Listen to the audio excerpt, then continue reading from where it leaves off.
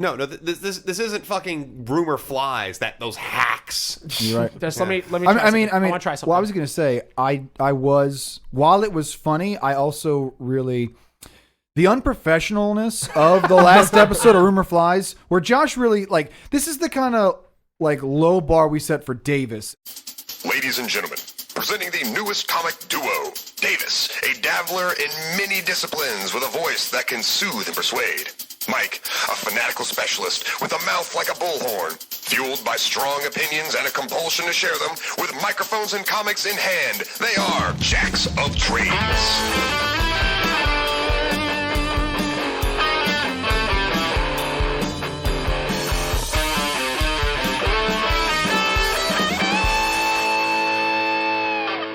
Hey everybody, I'm Mike. And I'm Davis. And this is Jacks of Trades. On Jacks of Trades, we read, review, and rate trade paperbacks and graphic novels from major and indie comic publishers. We're not experts, we just like hanging out and talking about comics. Boom! 6 months and I still fucking remember it.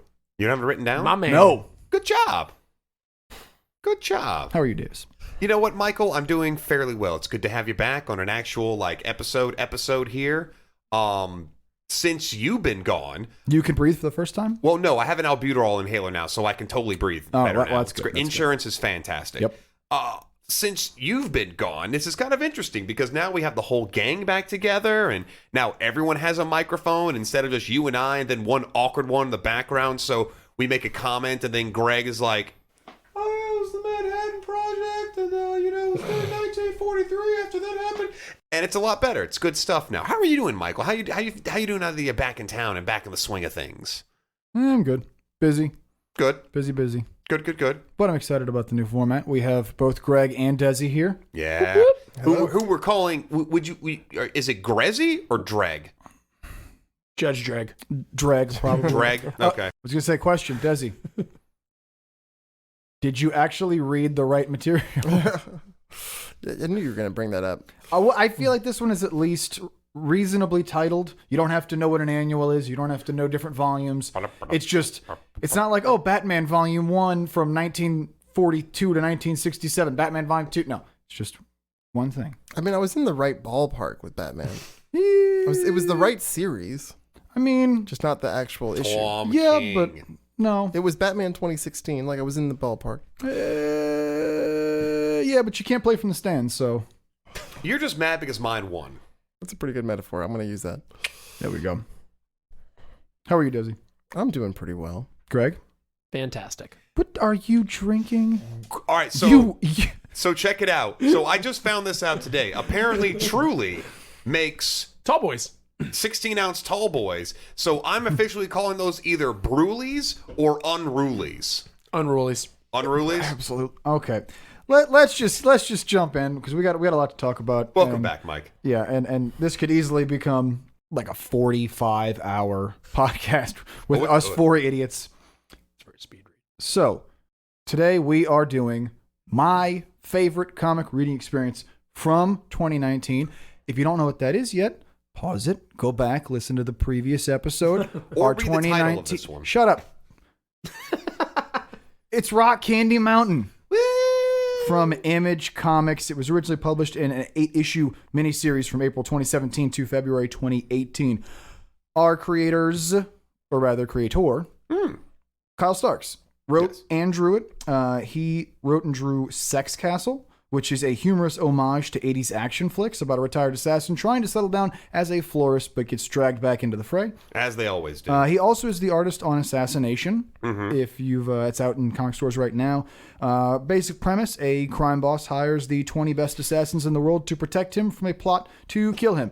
Very humorous. Now, it's Big Rock Candy Mountain, obviously. It's based off of the old Hobo folk song about, the heaven for hobos, right? Yes. We're reading volumes 1 and 2 Yeah, today. well, I mean, we're reading the whole thing. We're just going to knock it all out. Now, this is not to be mistaken with Crack Rock Candy Mountain. No. Well, so how familiar are you guys with the actual song Big Rock Candy Mountain, other than the refrain, Big Rock Candy Mountain? I know it from... Sorry, Desi. I interrupted you, but, you're a co-host I mean, now. we started at the same time. Okay. It's okay. But yeah, I know there's like the line where all the cops have wooden legs and all the various things that a hobo would want except for a home. Fact checker Greg, pull it up. I know the fact that the cigarettes grow on trees and the rivers are filled with liquor, or whiskey specifically. And all the bulldogs have rubber teeth. Yeah, I remember. Which that I'll delve into that one later. So, in that spirit, the song highlights all of these things that would make. Well, Greg, you got it pulled. Yes. What constitutes hobo heaven? Read a couple of these lines. One evening as the sun went down and the jungle fire was burning, down the track came a hobo hiking, and he said, "Boys, I'm not turning. I'm headed for a land that's far away besides the crystal fountains. So come with me. We'll go and see the Big Rock Candy Mountains." And so some of the lines are the things it has. You sleep out every night. The boxcars are all empty. The sun shines every day. The cigarette trees, the lemonade springs, the bluebird sings in the Big Rock Candy Mountains. Cops have wooden legs. springs. Bulldogs have rubber teeth. Hens lay soft-boiled eggs. So on and so forth. So, since we're not doing drinking issues yet, we're waiting for Strange Academy to come Yeah. out. I did decide to get a couple beers that I thought would fit perfectly within the theme of hobo heaven. And I brought sparkling water. Nobody cares, Davis. I know. So the first Well, I thing, do. I'm just going to pull them out. We're going to read them and we're going to taste them. The first thing I have is a beer called Rain, Rain. because I think a hobo would love it to rain beer. I agree. I agree. I think anyone would love it to rain beer. I don't know. We're hobos. Except people with I thought they were celiac disease. More hard spirits people. Now, also, let's remember, just for those who might, we are playing with a caricature. And as we move forward, let's keep in mind, so the idea of the hobo in this book, as we will learn, is this very specific caricature. It's this very specific set of ideals. It's a folk hero. Yeah, it's like this folk hero idea. It's this like transient, yet they work, which is a huge emphasis. You'll hear more in the book. But let's just make There's a let code of people know honor, this there's is a code not- of ethics. Yeah, Right. this is not meant to be mean-spirited. I just want to get that out there. It makes me feel better to say so. Anyway, Mike, please continue. I like that it is a... Please open Yes, indeed. our rain beer. So our rain beer, which I think of it as, one, you don't want to get caught in the rain, and two, you're right. Who wouldn't want to rain beer? If I was traveling, all about it. Yep. Unfiltered Pilsner. What does unfiltered mean, Greg? Hi, the person that actually worked in a brewery. So they have these giant plate filters, which Yeah. are Yeah, humongous. Davis, humongous I'm gonna use your expertise in other areas. If I use your expertise now, Greg will have nothing of value to say. That's true. that's a I don't good have a point. whole lot. I don't have much going for me. I mean, yeah, you got a good point. Let's talk about red. Ooh, this is lovely. Yeah, it's nice, full body. Doesn't have that kind of like generic beer. The aftertaste, second if of that makes 4 sense. beers that I brought. It's full body but light. Indeed. So first of That all, is good. Davis, can you just read off the brewery? I don't think we said that part. Hand brewed and canned in San Diego, California by Pure Project. That sounds worse than hobo, to be honest. I'm just saying, Pure Project sounds like a Aryan housing subdivision put on by the government. Yeah. Never again, Davis. Never. The next one I brought is by Great and Beer, Salt of the Gulf. Ah, Our nice southern hobos, real salt of the Gulf kind of people. Is it also brewed with salt of the Gulf? I'm not sure. I believe it is. Yes. Davis, label that for us, and then also bottle it. Fun fact, the Gulf of Mexico produces only MSG in its sea salt.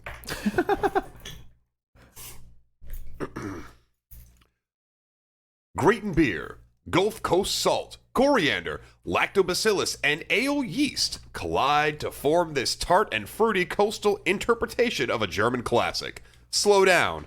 You're here. Is it a Kolsch? No, I believe... When I say German classic? German classic? Yeah. It's actually... That was my nickname in high school. It's a Leipzig-style Goza, pronounced Oh, okay. Goza. Tart Okay. and spicy. So it's a Goza. Here, I'm going to wash my glass out with some of this Yopa Chico. Ooh, beer from a plastic cup. Guys, it is carnival season, and this just smells like Mardi Gras. I'm getting pretty excited about it. You want to pass it? He's rinsing. yeah. Okay.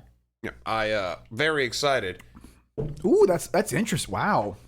Mm-hmm. The end is very it's very refreshing, like oyster liquor. First of all, gross. Yeah, the water out of an oyster shell. Yeah. Oyster liquor. That's what it's called. I mean, I'm not. actually I've actually never heard that. I'm actually a bigger fan of collard liquor, personally. gross. The next one I brought. You don't like collards? No. The next one I brought. Collards are delicious. I love collards. Main Man English Brown Ale. There we go. Finch, nice. I always like their art style. Because the guy on the can just got great hobo style. Long blonde, like a reddish blonde, like strawberry blonde hair, big Minus beard. sunglasses, You know. but yeah. Yeah, the aviators kind of pull you out of it. Hey. do that brand new thing. He can't get sunglasses now? No. You can't get aviators. Just because you are a transient worker does not mean you are immune from macular degeneration. I don't know if you know this, but Walgreens sells fake aviators very cheaply. Did they? Very affordable. Also, I can 19 assault someone and take their aviators. Right. Okay, like Greg said, this is Finch Beer Co. This is a brown ale. I do love me some brown ales. I'm not huge on the Gulf Coast one. See, I really like that Grayton one. I don't like that aftertaste. Yeah, it was a little too salty. I guess for me. I'll take that I know one. salt was supposed to be the point, but Ooh, I don't enjoy this at all. This is an okay brown ale. Run of the mill, but it's, it's a brown. how far into this recording are we? Actual stuff, probably like 12, 13 minutes. But I mean, like, gross. 16. And then the last one, Okay. And then he's going to do a speed read, and then we'll give ourselves a good 35, 40 minutes to talk about the book. Old Engine Oil There it is. Now that's one of my favorite beers of all time. from... Where Is it actually? Yeah, absolutely. Where I is didn't know this that. from? It is a viscous black ale. Viscous, chocolatey, roasty. From no. I'm not a fan of that either. Harviestown. Let me see. I mean, there's a lot of vowels in that word, and I want to say like Harvest Town, but there's too many vowels to be Harvest Town. So, It is. but again, as with raining beer, I feel like any good traveling hobo Scotland. would love to be able to crack open an old car engine and just pour out some alcoholic old engine oil and enjoy. That's a little bit of a fun stretch, Mike, but I like it. Beer ingenuity. Here's the thing. Cigarette trees, Davis. Yeah. Why wouldn't they want to drink alcoholic old engine oil? I mean, that's a good point. You got to think though. Would the cigarettes? No, I don't. You got to think though. Would you, if you pluck them right from the tree, would they be too moist? Would you have to let them sit? The ones on the ground, would they be too dry? Like, what's the? I assume it's a finished product if it's a cigarette tree. Yeah, it's a pluck, Toasted, like- tobacco, all that. yeah, Well, I mean, yeah, but like if you have cigarettes out for too long, they get really dry. Well, is but it even a cigarette? I or think do you as have to long roll as it they're yourself? attached to the tree, they are appropriately hydrated. Not too much, not too little. Now, obviously, you don't pick the green ones. Mm-hmm. You wait Like till pecans. Yeah, you wait till the paper turns white, and then you pick it. But if it's on the ground, it's dried out. You know. See, if makes I was sense. designing this coconut, or not coconut, if I was designing this cigarette tree, like it would just come off as a leaf. It would start off green, and then like as it browned, it would like roll up. It would toast and roll as it That's browned. not a bad idea. And then you'd roll it. You roll the paper yourself. I want a self-toasting tree. Okay, guys. I mean, Desi, you're an engineer, so work on it. I'm not that kind of engineer. Monsanto can So- work wonders. let's get after this. This All right, episode's Mike. sponsored Mike, by it's been Bear. 6 months. Time for you to harass me if I don't. I can't wait. Hold on, real and quick. now I can do video again since we... 8 minutes. We're gonna have 8 minutes. Davis, 1 minute per issue. You know the drill. And then afterwards, we're gonna talk about some of the different themes and the different interesting parts of this story. I got a little burp in there. Hold on. Calm it down, Wolf of Wall Street. That sounded There we go. terrible. It's a Please lot of- cut that. There's a lot of carbon. There's a lot of CO2 happening There's right a lot now. of fresh pores. All right.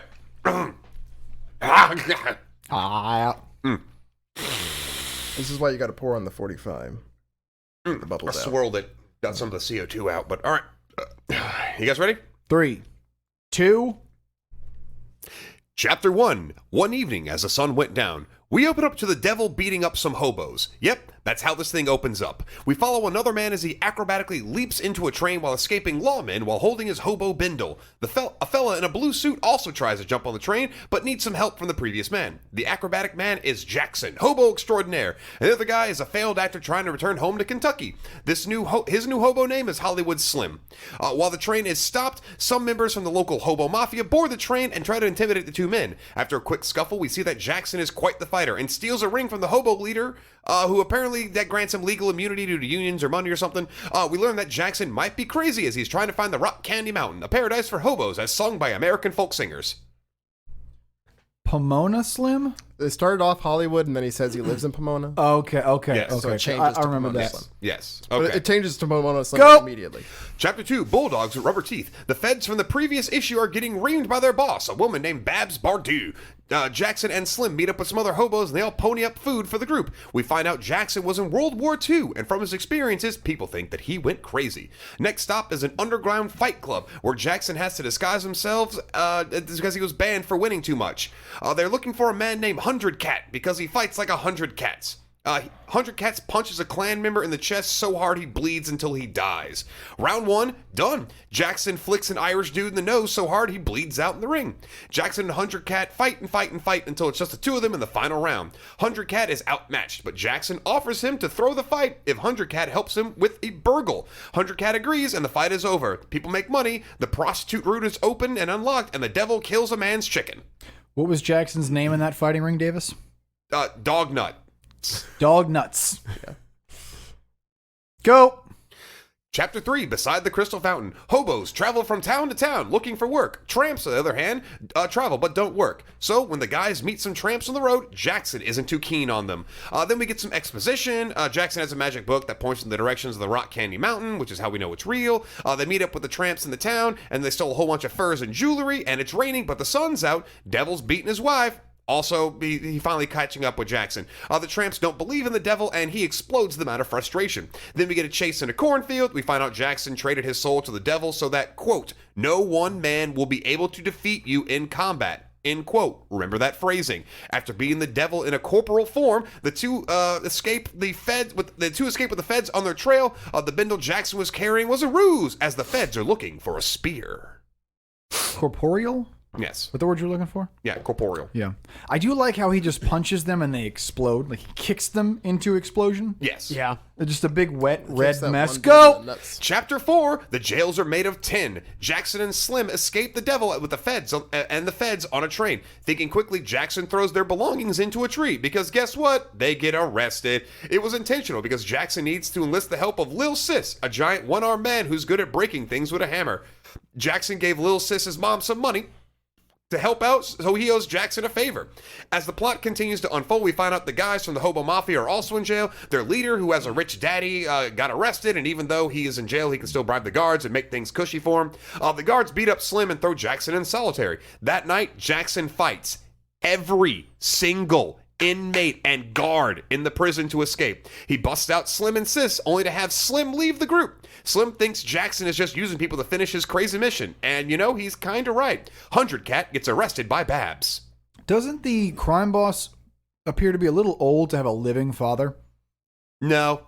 Life on the road does it to you. Go! Chapter 5, A Hobo Came a-Walkin'. Flashback! Jackson gets drafted into World War II, so he makes a deal with the devil to ensure he comes home to his wife. Yeah, that will end well. He invades Normandy and fights on the front lines, and he barges into his general's office to try to go on a mission, to use his skills to go on one last mission to ensure he goes home. And his mission is to infiltrate Hitler's base and retrieve a spear in a book that when you write in it, the writing fades. He does, and Hitler has an erection for some reason, and the spear also opens portals. Cool. Jackson gets the spear. He gets to keep the spear afterwards for some reason, and upon returning home, finds out his wife and child died in a train accident the day before. He throws the spear into some wet concrete and starts drinking. He meets up with some hobos and saves them from the cops and joins the hobo life. A while later, he writes Rock Candy Mountain in the book, and it stays, and it shows him where it's supposed to go, and then all the forces that are against him and for him gather for one final showdown. I think my favorite part is watching Desi try and live manipulate the pages while you do this. I'm fun. succeeding. Go! Chapter 6, Where the Rain Don't Fall. The devil catches up with Slim and offers him a trade for his soul. The feds catch up to Jackson, and we have a good old-fashioned top-of-the-train chase. We really don't get much exposition at this point, but we do find out that one man has hemorrhoids and Slim is a homosexual. The epic showdown between Jackson and Babs at the end of that long toppy train fight thing ends with her getting struck by lightning while standing on the train tracks after whooping Jackson's ass because he's a woman, and no man can beat him. Get it? Slim accidentally tells the devil that Jackson is trying to get back to his family, so the jig is up and the devil knows where to go. That one was real short. Yep, that's the whole point. I want a little bit of breathing time right I now. mean, we got a lot of time to kill is the problem. I mean, I do want to highlight the no one man part, which is why Babs kicks the crap out of him. Yep. Because she is one woman, Yep. you know? Yeah. But, Although maybe she's just that good. Or I both. mean, well, no, she is also legitimately because he good. does That's not highlight in one contest. person on the train where he's like, "Oh, you just never mind, go." Chapter 7, the fires were burning. The Gehenna train yard is the place where they kill hobos on site with hammers. Literally. Slim made it back to Kentucky and is working for his cousin as an exterminator. Jackson apologizes and tells him his story. Slim starts crying and Jackson tells him their meeting was fate and he needs his acting ability to get the spear, which is in the concrete of the Fed's office. And then Jackson can get back to his family. The members of the Hobo Mafia are out of jail and ready to ambush Jackson. Jackson runs through the Gehenna train yard and with the ring he's able to get out of the way. And then the Hobo Mafia goes to fight them to the death because some shit happens and they're not able to do that properly. And they fight the rail yard attendants and Slim's acting skill comes in handy and he and his little sis get the spear and they rescue 100 Cat right as the devil shows up to fight Jackson in a final battle. I mean, did we talk about Little Sis before? Yes. Did I miss that part? Yes, you did. You were Okay. too busy jacking around with Greg. I gotta look at the clock, bro. Gotta look at the clock. I gotta make sure that you're staying on time, that we're not wasting the listeners' valuable time. Go! Chapter 8, I'm bound to go. The giant fight is over and Bab finds Slim, Sis, and 100 Cat running to Jackson. Babs and 100 Cat duke it out. Jackson is fighting the devil who has multiplied himself so that he is more than one person and he can beat him. Remember the deal before. Slim throws Jackson the spear and he and Sis run to fight the devil clones to help. Jackson gets the spear and slices the devil into pieces and then stabs the last one in the chest, poofing him out of existence. The ghost train comes and hits Jackson, making him disappear. Slim, Sis, 100 Cat, they find the book with a bunch of other treasures in it, like Freya's cloak, and then they start their next hobo journey. Babs gets the spears and then alludes to following the rest of the men. And in the end, Jackson is reunited with his family at the Big Rock Candy Mountain. And with some time to save. Look at you, Davis. Woo. Doing good. Thank you. Doing We didn't good. mention. I wouldn't go that far. I wouldn't say doing good. Fuck you, Greg. Doing well. That's Doing true too. well. So No, Mr. Matthews. Do good. let's talk. Let's just start with the humor of the book, because that's really the primary driver that gets you excited about the I do comic. not see a lot of comedy in the comics I'm reading. It's usually maybe one funny part. Yeah, it's This like it's a serious book with like a little line that, you know, kind of yeah, and it's a like chuckle and then you get back to the action or whatever. this and that Dungeons and Dragons one I talked about in the last episode are like two of the only comics I've seen execute consistent humor. And like this book is it is better though. Like it was so damn funny. It's wall to wall hilarious, but that's the whole point. That he's using Right. the humor to like get the deeper meaning of the story Oh, through. yeah. It's definitely the spoonful of sugar that's helping said medicine go down, but the medicine's not even that bitter, to be honest. In contrast with the like horrific violence. Well, yeah. Well, that's the funny, because it's so cartoony in the violence that the violence becomes humorous as well. I mean, just some of like the character names, 100 Cat, and not only 100 Cat, but nobody gets the name either. And he has to explain this name that he like. You remember being a kid and you're forming that first band, and you're like, this No. band name is awesome. You don't know, Davis, because you have no musical talent. However, Greg and Desi definitely know this, and so do I. He You thinks form he that has band, musical and talent. you're like, this band name is awesome, and everybody's like, what does that mean? What does that mean? I don't understand. What? Okay, sure, why not? I don't. That's exactly like 100 Cat. The scene where he's like explaining it, he's like, I mean, guys, that's like 1,000 claws. Like, come on. I mean, exactly. It's like what? 100. Well, no, he said it's like 1,000 pounds of cat you got to do. Yeah, exactly. It's like 1,000, and it's what, 800 claws? Is that But right? You see him like count it out. But it reminds me of that stupid like would you rather question? Would you rather fight 100 100 duck-sized horses or one horse-sized Yeah, duck? exactly. Yeah. Yeah. Would you rather fight 100 cat ferocity level? Man, I don't know. Definitely Yeah. 100 duck-sized horses. Really, Oh, just yeah, absolutely. 100 cats duct taped together to be an anthropomorphically moving man? Yeah, absolutely. You want to try that Also, word again, Davis? Anthropomorphically moving man? That's better. Also, in high school, I did have the idea to make a band, and we were going to be called Supply Side Economics. That sounds like supply side economics sounds like a what's that band that sings all the sciencey songs? There might be giants. Yeah, that sounds like There Might Be Giants band, only instead of singing about science, you sing about economics. It's supply and demand, and I got to give you a hand to Mr. Keynes. Like that. Yeah, like your second Wow. record is just called Reaganomics. It made me think of Huckabee with a capital, what was it, capital offense? I don't remember that. You don't remember that? No. No, Huckabee was in a band called Capital Offense. He played bass. Oh my god. I don't remember that one at all. That was the whole thing. There's so many layers. It was to all how- over Fox News. There's so many layers to why also, there's like problems you with mentioned earlier, Greg, the ridiculous fights. that. Oh, they're so fun. Oh, they're so great. The though. devil kicks somebody into red mist. Kicks him so hard in the nuts Yes. that he turns into a fine red. Right after he like ones up Sander Clegane or Gregor. Oh my god, Yeah. he blew the guy's head off. Yeah, But his like hands it was definitely crushed it was better than Game of Thrones. just It was grabbed the much head more. I'm sorry. I just love the idea of Jackson, Rorschach style. Like, all right, I'm in this cell. I'm the only one here. No one's behind me. Door is open. I'm going to fight every person in front of me. And as long as I'm fighting we the talk about his one-on-one, problem solving? I'm Well, I was going gonna to say, win. We're going to get back to that scene as well later. But what do you mean problem solving, Greg? He's like he's part of the fun with him is he's it's not MacGyver, he's not building tools, but like Yeah. you watch, it's basically in D&D terms really high perception checks and then really good skill rolls. Like, he's 2 steps ahead. All the Yeah, time. exactly. He's operating. He has fast and Jesuit clever. level Oh my critical God. thinking skills. Jesus Christ. Listen, you people. He studied and his your- Big 27. Exactly. It's like he you did. people and your studying of Jesuit thought. It's us public school kids that keep the nation running, truly. Hey, my kid's in public school. Yeah. There you go. And so For now. But yeah, basically the Probably just his as you said, he's 2 steps ahead. It's like he just like goes, "Hey, hand me that. Does this, does that, does this, solves this problem. Cops are here." Right? He's like very, I don't know. I love how resourceful he is, and he's like gets into prison and sneaks out of prison. Yeah. and- What was getting into prison was the plan. Yeah. exactly. You know? Well, Also, I like you gave that woman $800. Yeah, don't worry about it.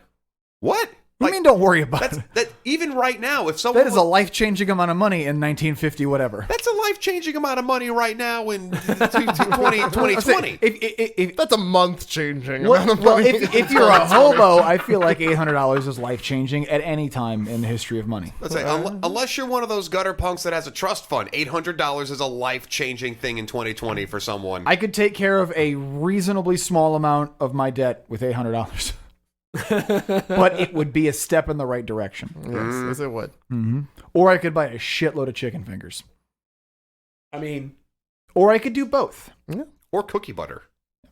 So also, some of the one-liners. oh, I asked everybody here to Got 'em. prepare their favorite one-liners because in the Trades episode, I had said my favorite one at that time was, "It's like he's got punch diarrhea and their faces are the toilet bowl."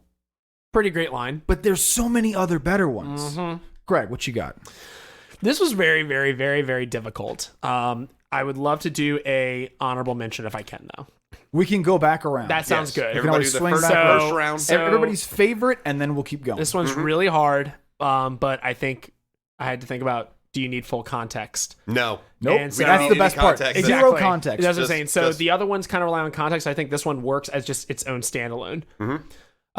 It's the end, the we are post Ghost Train. It's like This one of is the very context, final right? frames. No. I'm just saying. I'm telling where the book. This is one of the very final frames. And 100 cats, 1,000 cats, 100 cats. 100 cat. 100 cat. 100 Not cat plural. is talking to. Sorry, what are the other guys' names? I'm already forgetting names. Lil sis, Big Sis, Big Sis. and Pomona Slim. Thank Paul's you. Lil Sis. So Big sis. Here we Big go. Sis, Whatever. right? Yeah, it's Big Sis. Same thing. So 100 Cats is talking to Big Sis and Pomona, and he says, "Hey, my dudes, unless you want to get thrown in Huskow, the prison, I suggest we get to Steppen. A whole mess of G-men are heading this way, and they're confusingly wet and mad as a church group at a donkey show." I literally took a screenshot of that one. It's not my favorite, but it's damn near close. Pretty darn good. I just heard that analogy. I was like, also literally Jesus took a screenshot Christ. of Yep. that. And no, because I'm not it's so explaining what a good. donkey It's a great show one. is. Have fun, Davis, kids. what you got? Do not Google My- that. I especially love the confusing. They're confusingly wet. Confusingly wet, and you're like, I don't even, because like the donkey show joke, we've heard it before in modern comedy. We've seen The Bachelor Party with Tom Hanks. Yeah, you've heard it before in modern comedy. However, when he says confusingly wet, it adds a new wrinkle where you're like, wait a minute, how? But then you don't want to think too hard. He throws you off before the Yeah, you don't want to think too hard, but you're also like, I get it, but also I'm missing some information here. So, Davis, what you got? Personally, mine, it hits on a little bit of a southern heartstring with me. And that's, if any of you yokels disrespect me again, I'm going to start tearing off Peters like I was snapping green beans. That was on my short list. That's a good one. That's a really good one. Desi. Mine is actually an onomatopoeia, which were excellent throughout the entire book. I literally have a line in my notes about the onomatopoeias. Do you think you know it? Okay. It comes from the train top G-Men fight between Jackson and the G-Men. It's Boma Yade.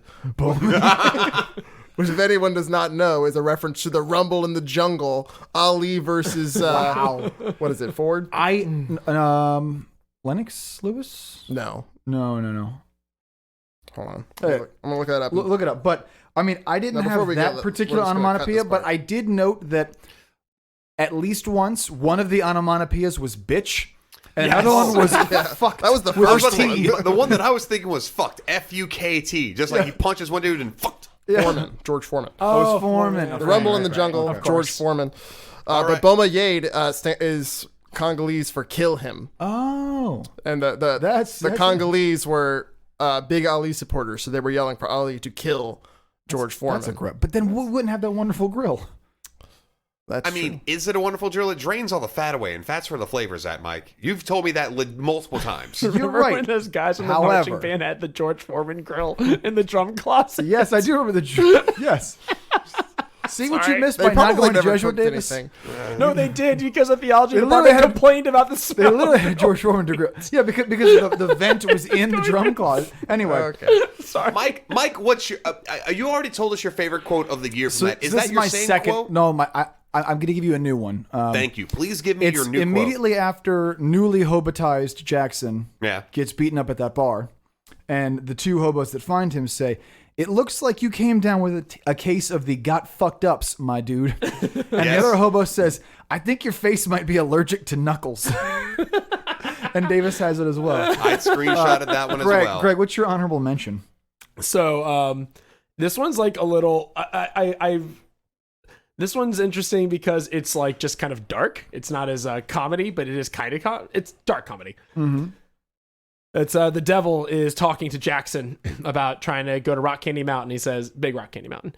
Even if you could open a door, all you would find is eternal darkness and damnation. There are no shortcuts. There is no Rock Candy Mountain. If there was a back door to heaven, I would have gone through it and slit every throat on the other side. Jesus. Pretty, that wasn't very funny, like, but I get it.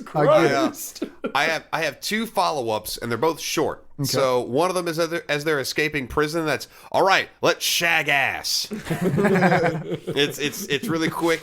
And then the other one is whenever they finish winning the fight, and they say that the prostitute room is open, and both gentlemen are like, "No, I can't do this." And then the lady responds with, "Please, I insist. Get that ding dong wet." I do have one. Wait. Go ahead. I'm sorry. We're gonna go around the table again. Yeah. I have several. I'm just gonna speed run them.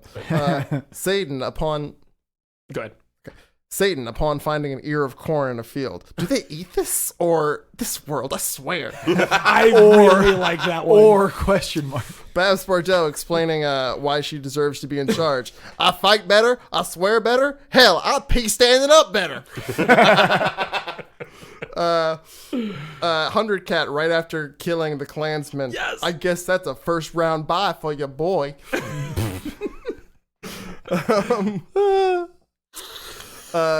Pomona Slim right after Jackson appears that he's about to, reveal part of his story. Time for another impenetrable mystery revelation, apparently. Let's see. That's good enough for now.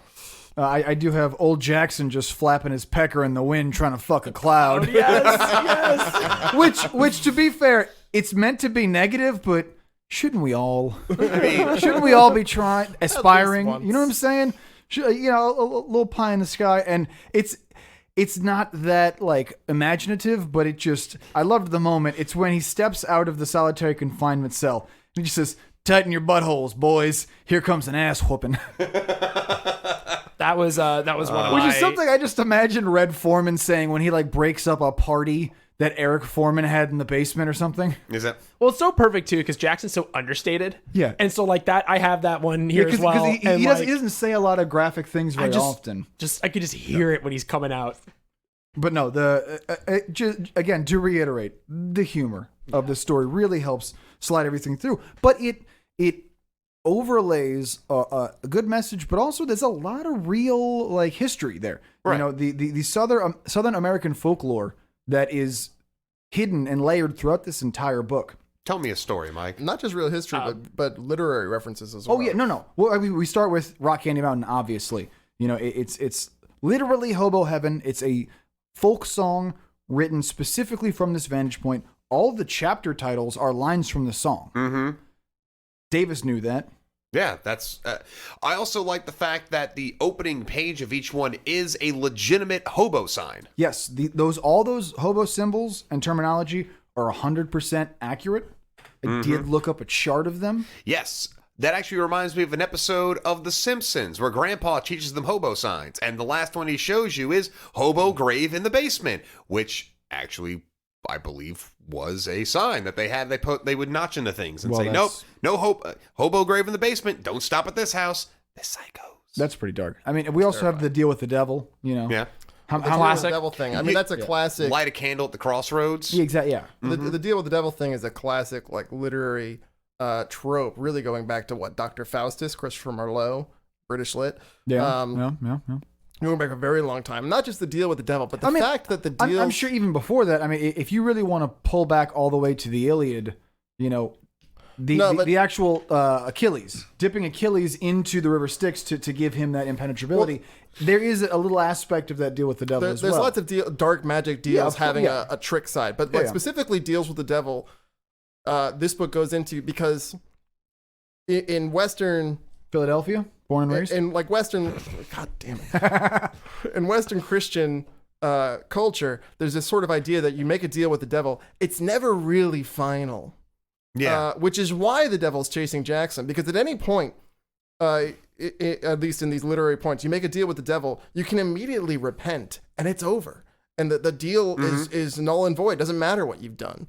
Which is why the devil always enthusiastically goes after everyone he makes a deal with, because he wants them to die. He has to keep you on the hook. Yeah, You can't set it and forget it. Yeah. Well, he needs to kill Jackson so that Jackson goes to hell before he repents or does something else. He can appropriately repent or get out of the deal. Yeah, and that's also the devil. Satan changes the deal constantly throughout the book, like, you know, or tweaks things or that sort of thing, and Reinterprets the wording. Well, and then we see because it's not a real deal. He's just tricking you into it. And then we see the devil do that in the story when he shows up as 3 versions of himself, because the deal is no one man in single combat. So the devil shows up as 3 men. Right. And then he thinks he can get the. Well, I was about to say about the whole deal itself. It's the ambiguity of the wording of the whole thing. It's writing it's the loopholes in the contract. The wording is so specific that it is ambiguous. Right. You almost don't realize exactly what you're agreeing to. Like you make a deal with the devil. End all wars. Cool. No Star Wars. No cake wars. No storage wars. What are you doing? Storage wars? I know. But also, it's like I think about that wouldn't have worked. One of my in favorite Iraq. ones. Oh god, Wasn't a war. One of my Topical. but one of my favorite implementations is actually the first finale of Futurama. Which is probably my favorite episode of the show. And what, you know, the robot devil does this really ridiculously circuitous A deal plan. is a deal, even with a dirty dealer. Very well. Anyway, no, but it's such a good, I know that whole damn song. I know, and it's so, such a good but what's cool is that episode. he has to trick Leela and like do this whole thing to make it so she's deaf, so that he can motion like, oh, I'm just going to take one hand from you. He's got to trick but everybody. The script says it's like hand in marriage. Oh, he's interpreting it that way so he can get what he wants. It's, the whole thing is meant to be amorphous. It's literally the whole point of Christianity is that you It's semantics. Really, the whole point of Christianity. well, on the negative side, the devil can't make you sin. That's a good point. You are sinning because you need a shortcut to do something. All he can do is try and entice you. But at the end of the day, you're the one signing the contract. You're the one falling into the trap. But it's all not he just can that. do is just manipulate the trap. It's not even just that. It's that we have the concept of redemption, right? So you can make deals with the devil, but as soon as you realize you've made a mistake, you can just repent. So he can be forgiven. He preys on the weak. He preys on the fearful, and then he just keeps you on the hook until he gets what he needs. You know. So would we accuse like the whole taking shortcuts? Is that kind of like using superheated grapeseed oil and flour to make a really quick roux? Like you're really just cheating out the whole process at that point, right?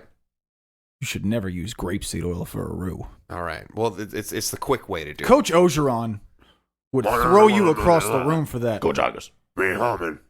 Also, just the John Henry analogy, Oh my god. the analog of Big Sis, Yeah. which is great. I love Big Sis so much. The sign language scenes were so powerful. It wasn't funny, but one of my favorite lines was when Pomona Slim asks what happened to his hand, and I'll read it exactly because I What like, Jackson says. I like the way it was phrased. He says, "Some people are just born special."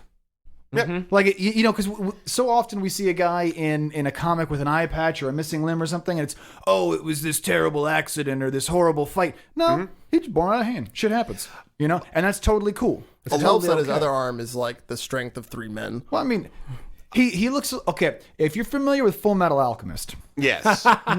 Very familiar. yeah. Great table for this reference. What's this guy? What's that guy's name? Armstrong? Yeah. Strong arm. The Strong Arm Alchemist. Something Armstrong is Armstrong. his name. His name is Armstrong, but he's the Strong Arm Alchemist. Yes. Or whatever. He has, like, metal anyway, and stuff. Looks just like that guy.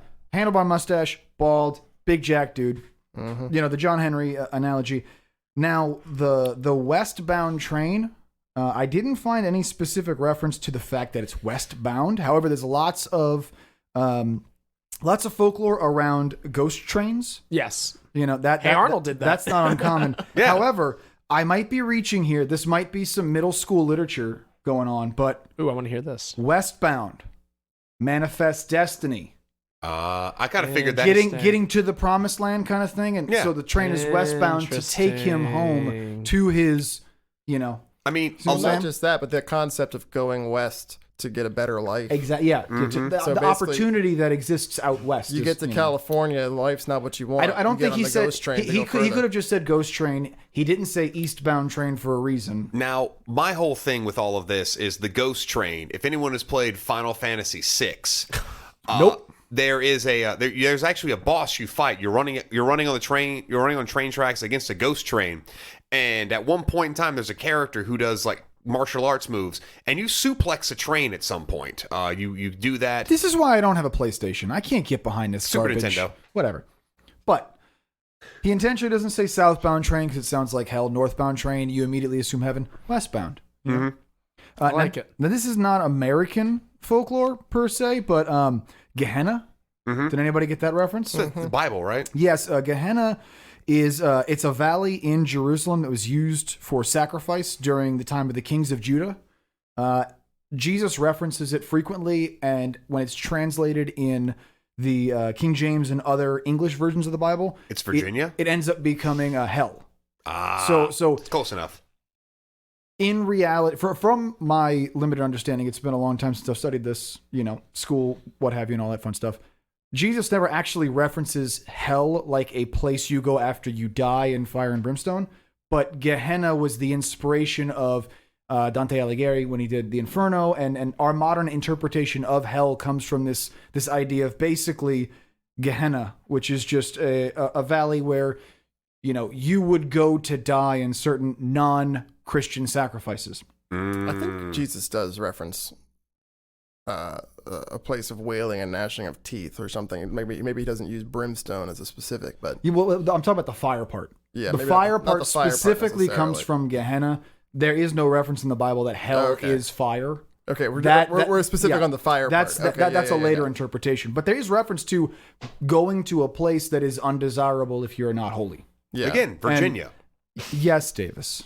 Yes, but the fact that this is where the big final battle and there's lots of death that happens in Gehenna, you know, Yes. very, very telling. What a crazy battle scene, too. Yeah, I know. Just getting Great attacked with two-page spread. In there. getting attacked with hammers and With a claw hammer. Well, that's the thing. That's the When whole thing. mercy is the claw end. Yeah, exactly. Their whole thing is like they attack you to the claw end or the other end. Yeah, the face. Anybody had any other moments of folklore or historical? Oh, well, sure. In fact, Well, I mean, there's- Can we talk about the spear if that's the case? If we're talking about folklore. yeah, I mean, yeah, the Like the classic in theory- Nazi occult. Yeah. Like, I mean, this is assumed to be the spear of Longinus, correct? Yes. That's what we're to assume about this whole thing. that's what I'm going with. Yeah, there that's- aren't many famous spears in you know. I mean, it looks just there's like one the spears famous from spear. Several of the movies Leonidas. we've seen of it. Well, there's one famous spear that we keep on forgetting. Which one? Britney Spears.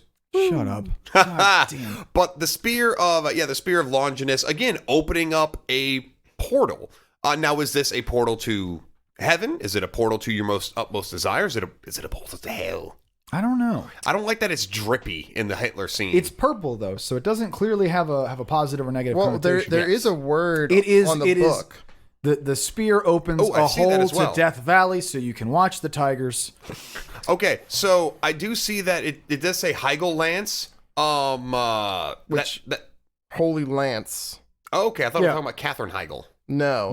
Yes, Catherine Holy. No. The Heilige or something like that is holy. I think it can also mean saint in German. And then How do you Fact pronounce? checker Greg, you want to Google that one for us? I did Google Translate on it earlier. Oh. But I can't remember the exact words. But yeah, now. but I mean, if we want to pull back to there, modern influences as well. So Raiders of the Lost Ark much? Yep. Oh yeah, for sure. As Davis mentioned earlier, Crossroads Yep. with Again, great Ralph Britney Spears Macchio. movie.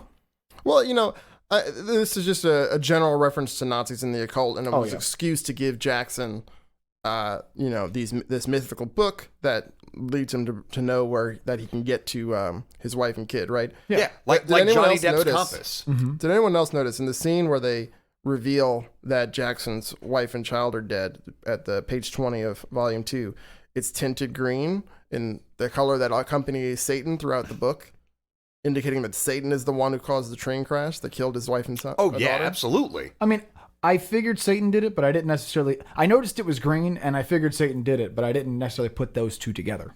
I didn't put it together until just now when we were going back through it, and I was like, oh, it's green, which was Satan's color Oh, later dude, on. it's totally Satan's Yeah, deal, So, Greg, man. what you got? Well, they just kind of revealed on the next page.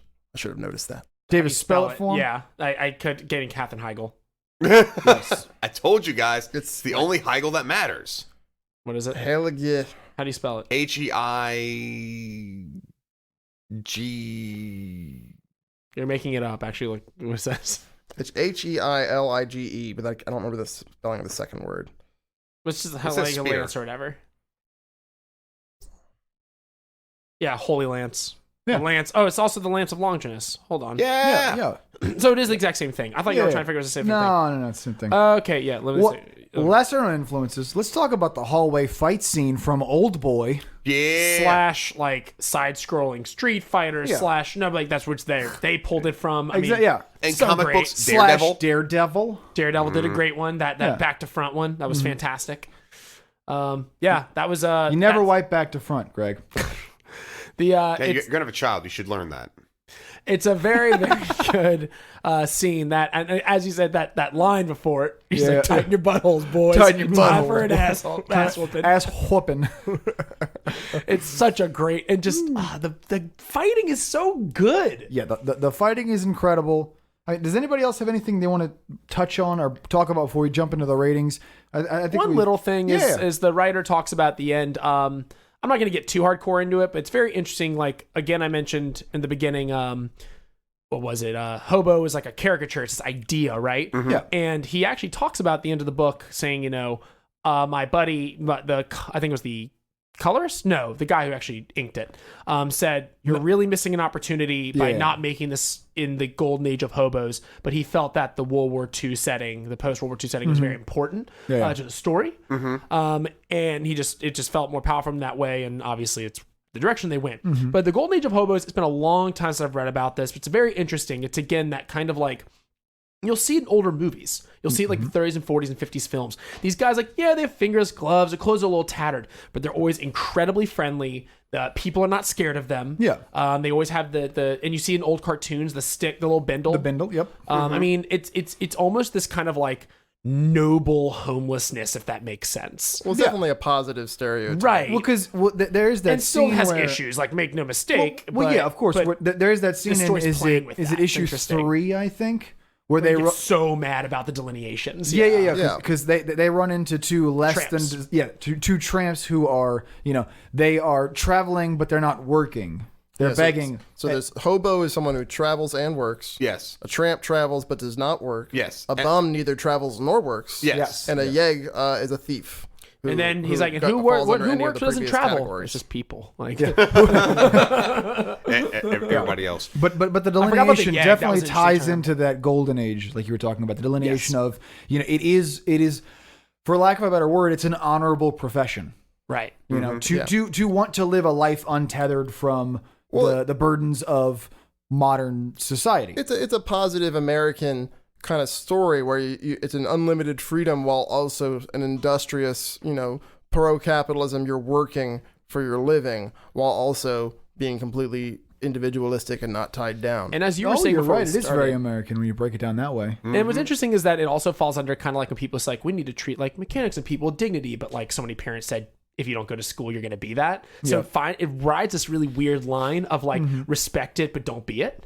And also, you were pointing this out before we recorded, Desi, that it 100% ties into the Depression. Like, you can't ignore that. Yeah. The golden age, quote unquote, was post World War One, and it very much like goes hand in hand with with the Depression, which I think maybe it's romanticized or maybe it was the time how it was at the time. But it's like people are just down on their luck. It's definitely romanticized, but I think the romanticization was part of a way to sort of ignore the systemic problems that led to the Absolutely. rise of hobos. Absolutely. Oh, well, yeah, It's like, come on. We still do that. they didn't really choose this life. Maybe some people did later on after it was romanticized, but it didn't start off that way. It started off with people who lost their homes, had nowhere to go, and just figured, I have to get west. I have no money. Right. So Well, the but only so it's like, option what- I have is to hop on a train. What less than desirable, living situation, life situation have we not romanticized? Sure. Let's talk about Yeah. the outlaw cowboy. Oh yeah, That's for sure. that's a hard ass life that suddenly looks great when John Wayne's doing it on TV. Well, it sounds great when you follow the Rustling ones who cattle. live through it. Exactly. If you follow the ones who don't, it's a pretty short story.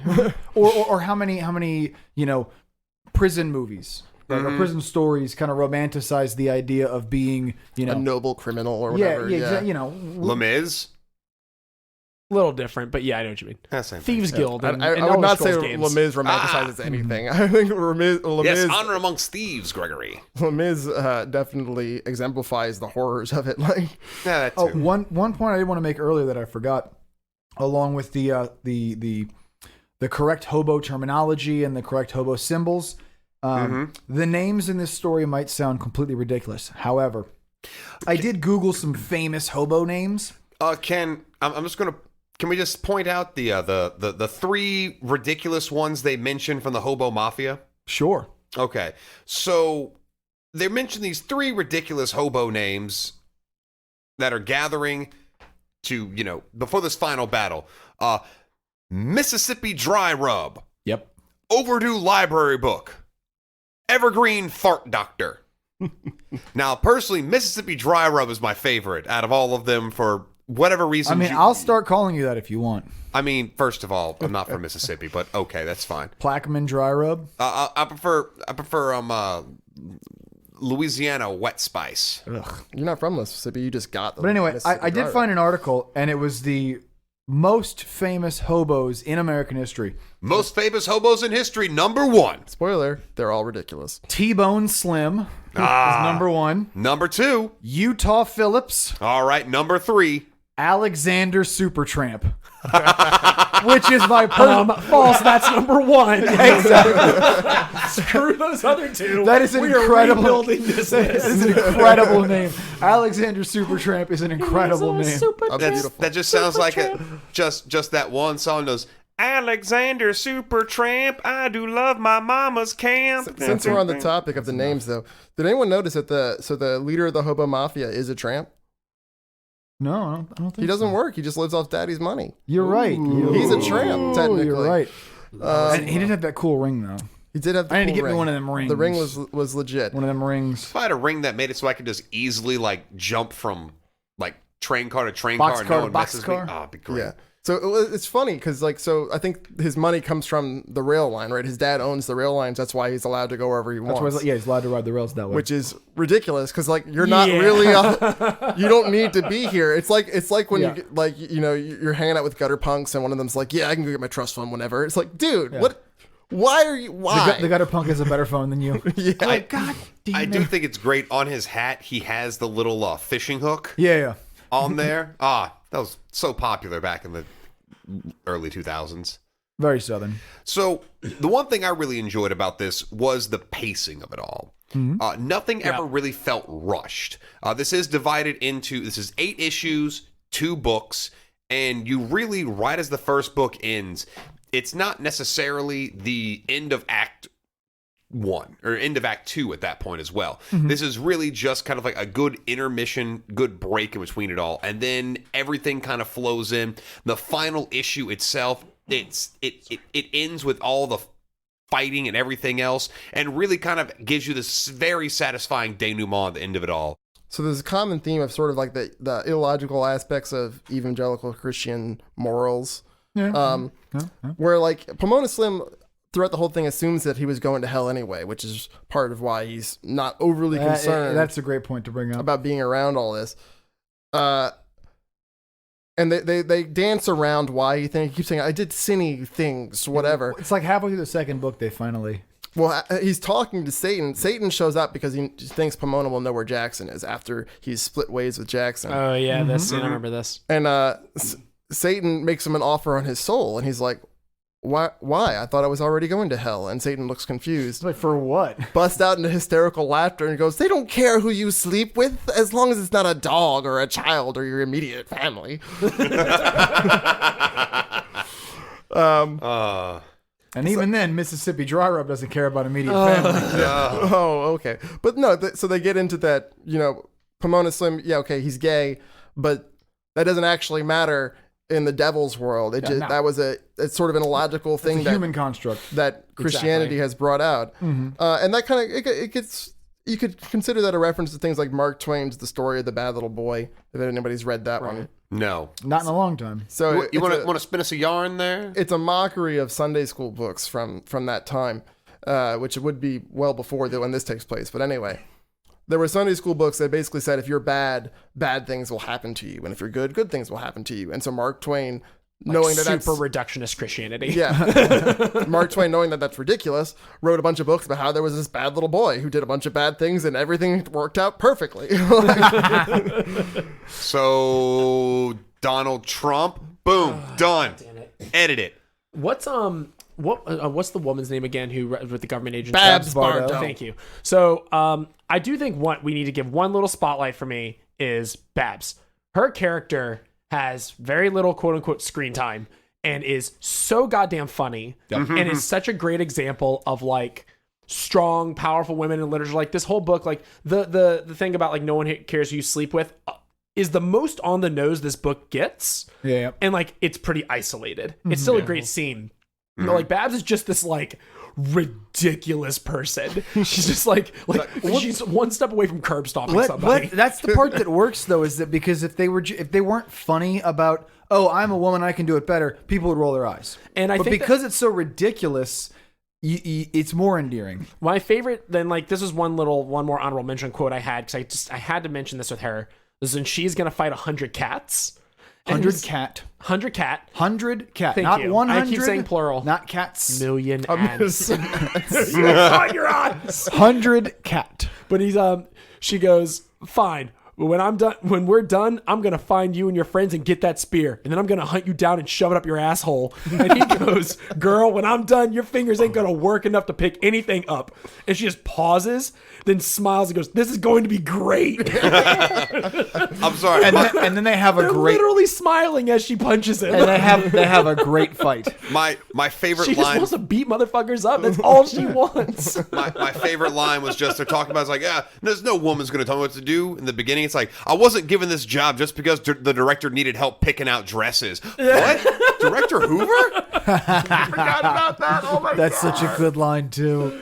Oh, right before the IP standing up better than any man. It's perfect. I just kept thinking of what's her face from Snagglebush Chronicles, like she's like the government, the G woman, Gigi Allen. Yeah, and like how like that's terrible. And how she's like secretly gay, and like the whole thing is that both those characters are really fascinating ways to like create strong women, in that it's just like just comedic and ridiculous at the same time, and everyone's kind of terrified of them. Yep. Anyway, yeah, Mike, you wanted to. I mean, are we ready to go to ratings? I think so. I think so. 'cause, I'm man, ready. I'm so ready. many I good think if we songs. say anything else, we'll reveal too much. Who wants to volunteer? As per the new structure, everybody yell it out as loud as they No. can on 3. 1, 2. I'm just messing. We're not going to do that. I mean, I That'd be- don't dislike that. That'd be horrible, Craig. That did not You happen. need Maybe to not. silence Maybe not. all of your phones. Maybe not yell, but how about on the count of 3, Buy, borrow, pass. we all just say buy, borrow, or pass. Alrighty. Sounds good to me. Alrighty. On shoot. Okay. 1, 2, 3, shoot. So it's gonna be 1, 2, 3, noise. Got it. Okay. 1, 2, 3, Buy. Ooh. It is I got a little flanging It's from that one. unanimous. I would just say my only thing is that like visually it's fun. It's not going to blow your mind, but it's very appropriate. But the art And makes sense for what the story is. 100%. And like it's just I think I'm going to get a lot of value revisiting this book. I read it on Hoopla and I'm 100% buying it. Yeah. This one, the reason I give it a buy, same reason I like Day Tripper so much, or part of the reason I like Day Tripper so much was that this is one of those where it's the perfect story for this medium. Yeah, Like works this so wouldn't have well. worked as a movie. It wouldn't have worked as a book. It wouldn't have worked as pretty much anything else. As a comic, maybe it's maybe perfect. as like a cartoon, but like No, it'd have to be like an Adult Swim But cartoon. it's too gratuitous for the cartoon. Like, Like, well, that's what I'm saying. Like, it would have to be an Adult Swim cartoon. But then that's a if- very niche market. yeah, not just that, but then it just wouldn't have worked as well. It would have been too serious. Like I feel like because so much of that genre, like Adult Swim genre, is just gross out, and this was not gross out. Yeah, exactly. Like they used it appropriately. Like it showed up when it needed to, and wasn't when it didn't. And the cartooniness of it, wouldn't really work if it was an actual cartoon. Right. Because they take it like one step too far, but just one step, and Yeah. it's perfect for the comic medium. It's like a single frame. You don't have like an extended duration. right. Well, it's it's like not the bubbling or art. something. The It's art is gross. not like you both mentioned. The art is not groundbreaking. It's not gonna change the way you think about the medium. However, if I could have that last panel framed and signed by the artist, I would. Just the expression on his face, that one page when he sees his Beautiful. family, finally, when we finally get the resolution to the end of the journey, it's as goofy and stupid as that page looks by itself. It's such a heartfelt moment after you've ridden the whole ride, after you got on the train with the hobos and rode it down the rails. I mean, personally, I would go with the previous panel. He's looking at the house with his wife, and she just says, "Honey." Yeah. Mm-hmm. Beautiful. It's a great. The only reason why I wouldn't buy it, why I'd say don't buy it, is because it's not in a beautiful hardcover. Yeah. It's However, two separate. how do you encourage publishers to make more volumes and versions? Yell at them on Twitter. Or you buy it, asshole. That was the other buy part it of on my previous buy was like, versions? this guy deserves Yeah. support. Like, he I- got fired I from his want- job and did this, and his I wife need- supported yeah, him. He's beautiful story. I hope this gets enough attention that I can get a beautiful hardcover, because at the appropriate age, I would like to share this story with an offspring, with a progeny, Yeah. if you will. It's definitely not for young kids. However, Daddy, why does that man have a bug in his pants? However, like especially like a tween, to early teen boy would get such a huge kick out of this book. Yeah. Like, it's just like, oh, these are potty words, and there's fighting, and somebody explodes, and You know, by the time that your kid's like a tween, they're already gonna know all those words and then some. Yeah, but they don't get to say them or Yeah, interact exactly. Yeah, but I don't get or to watch introduce them to content that. You know what I'm has saying? Like, this is It's the different moment when Dad walks This is up the and moment hands where him we a can book with bond. it. Hey son, we're gonna smoke a pack of cigarettes and read this together. It's a little bit you know like what I'm saying? when you're Like- assigned a book in school that has the sex scene in it, like Oh, for yeah, the first yeah. time. or you're watching that movie that has a nipple in it. You're like, oh. Yeah, and your parents don't immediately turn it off. Yeah, Whatever. exactly. It's like, no, you're of age. The story is appropriate.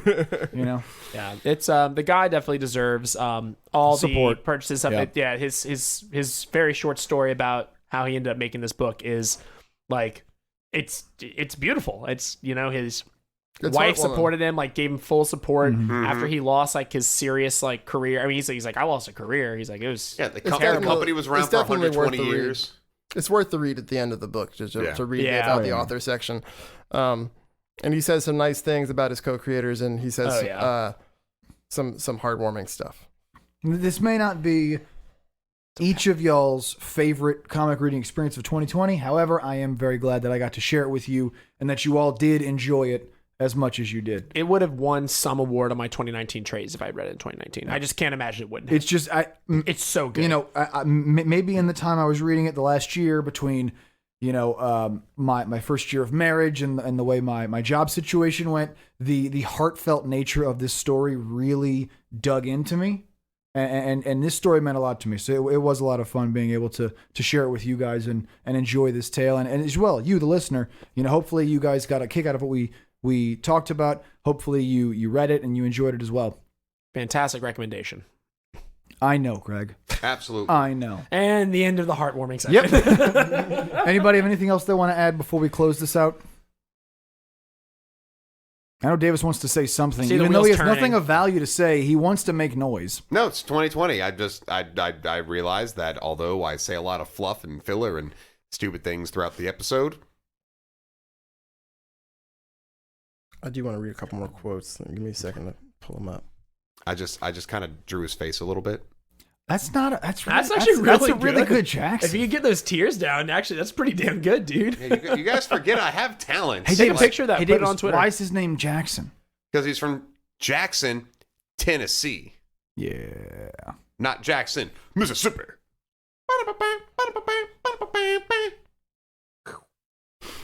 Okay, couple more quotes.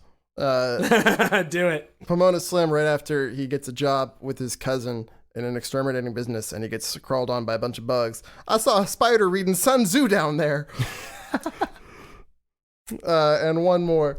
So this is Jackson in the prison right after the guard beats up Pomona Slim. A lot of yegs are going to come at me today, and I'm going to ruin their day, maybe their month.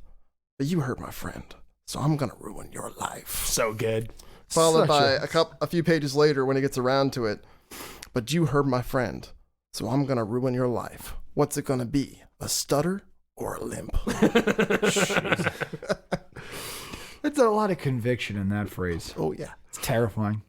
Anyway, guys, thank you so much for joining us. And you guys, thank you so much for reading the issue, for the book, for doing this with me. I've missed this. It's been a lot of fun to come back, and hopefully we get to do many more in the future. Mm-hmm. Guys, you know where to find us. We are JacksOfTradesPodcast.com, at JacksTradesPod on Instagram and Twitter, Facebook.com/JacksTradesPod, and JacksOfTradesPodcast@gmail.com. Go ahead, drop us a line, give us a follow, give us a friend request, tweet, DM. Slide into the DMs. Hey, don't be gross about it. I mean, slide in them.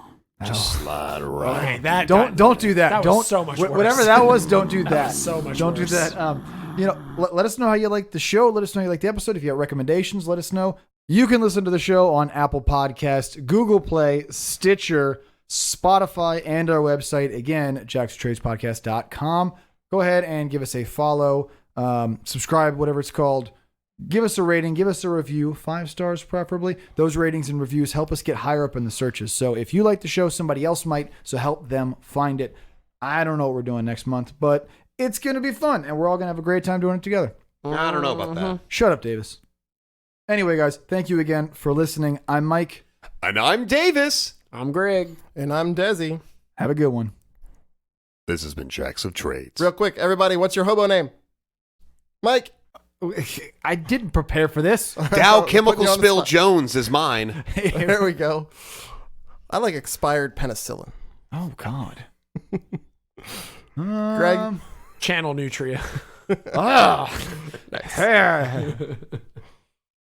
Let Esplanade Roadkill. There we go. Bye.